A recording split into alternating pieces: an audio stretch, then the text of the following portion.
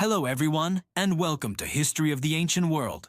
Today, we're embarking on an incredible journey back in time to a land of golden sands, towering pyramids, and mighty pharaohs. We're talking, of course, about ancient Egypt. For over 3,000 years, this civilization flourished along the banks of the Nile River, leaving behind a legacy that continues to captivate and mystify us to this day. From their groundbreaking achievements in engineering and medicine to their complex beliefs about the afterlife, the ancient Egyptians shaped human history in ways we are still uncovering. So, get comfortable as we unravel the secrets of one of the greatest civilizations the world has ever known. Our story begins, as all things in Egypt do, with the Nile. This mighty river wasn't just a source of water, it was the lifeblood of the entire civilization. Every year, predictable floods would deposit rich, fertile black silt along its banks, creating a paradise for agriculture in the middle of a harsh desert. The Egyptians called their land Kemet, the Black Land, in honor of this precious soil. This natural abundance allowed them to produce surplus food, which in turn allowed for the development of a complex society. People could specialize in trades beyond farming, becoming artisans, soldiers, scribes, and priests. It was this stability, gifted by the Nile, that laid the foundation for everything that was to come. Around 3100 BC, a significant event occurred: the unification of Upper and Lower Egypt. According to tradition, a king named Narmer, or perhaps Menes, conquered the Nile Delta and brought the two lands under a single rule, establishing the First Dynasty. This marked the beginning of the early dynastic period. The famous Narmer Palette, one of the most significant archaeological finds from this era, depicts this unification.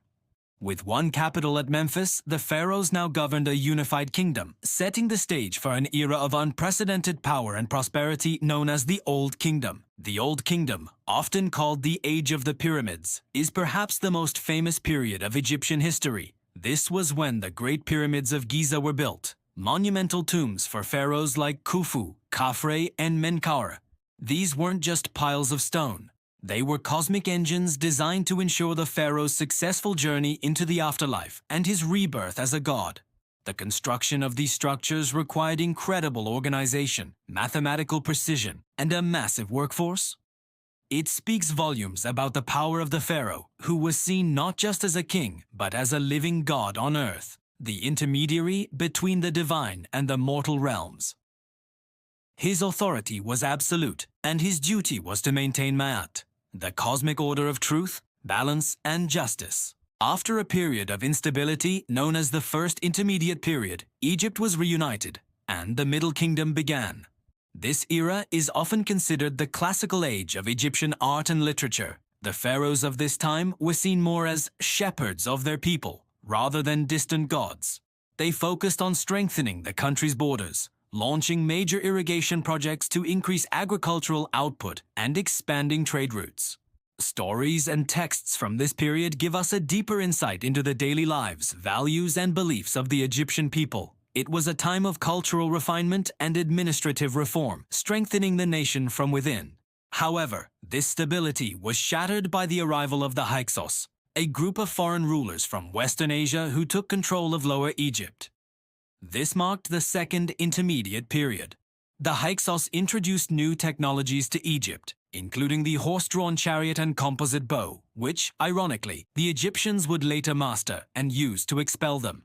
A series of brave Theban princes, culminating in Ahmose-Erten, eventually drove the Hyksos out and reunified Egypt once more, ushering in the most glorious era of all, the New Kingdom. The New Kingdom was the Age of Empire and Golden Pharaohs. This is the period of legendary rulers whose names still echo through history. There was Hatshepsut, one of history's most powerful female rulers, who reigned as a full pharaoh and oversaw a period of great peace and prosperity. Then came Thutmose III, a military genius who expanded Egypt's empire to its greatest extent. And of course, there was Akhenaten, the heretic king, who attempted to revolutionize Egypt's religion by replacing the traditional pantheon of gods with the worship of a single deity, the sun disk Aten. His revolution was short-lived, and his son, Tutankhamun, would become famous not for his deeds in life, but for the spectacular discovery of his nearly intact tomb in 1922 by Howard Carter. And we can't talk about the New Kingdom without mentioning Ramesses II, also known as Rameses the Great. He reigned for an astonishing 67 years and is remembered for his military campaigns, particularly the Battle of Kadesh, and for his monumental building projects.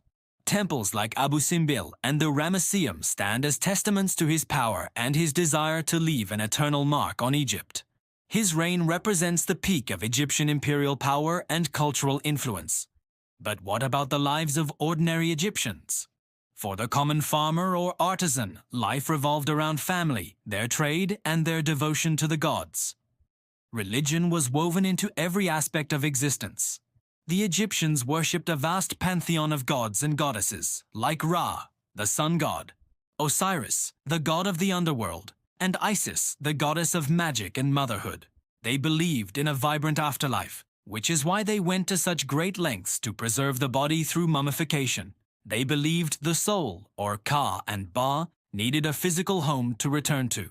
Tombs were filled with everything a person might need in the next life: food, furniture, tools, and even magical spells from the Book of the Dead to help them navigate the dangers of the underworld and achieve eternal paradise. Sadly, all great empires eventually decline.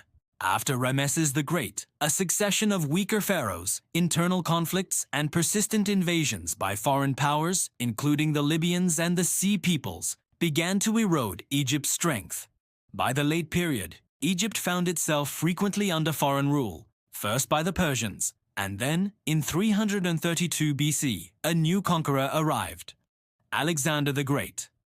His arrival marked the end of the last native Egyptian dynasty and the beginning of the Ptolemaic kingdom. Cleopatra VII, the famous last queen of Egypt, was not ethnically Egyptian but of Greek descent, a descendant of Alexander's general, Ptolemy.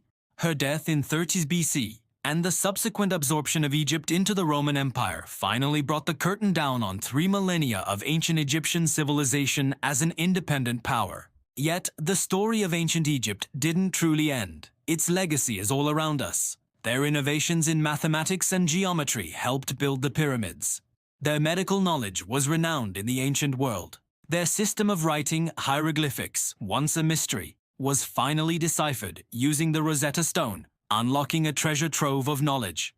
Their art, their architecture, and their profound ideas about life, death, and eternity have fascinated scholars, artists, and dreamers for centuries, ensuring that the golden age of the pharaohs will never truly be forgotten.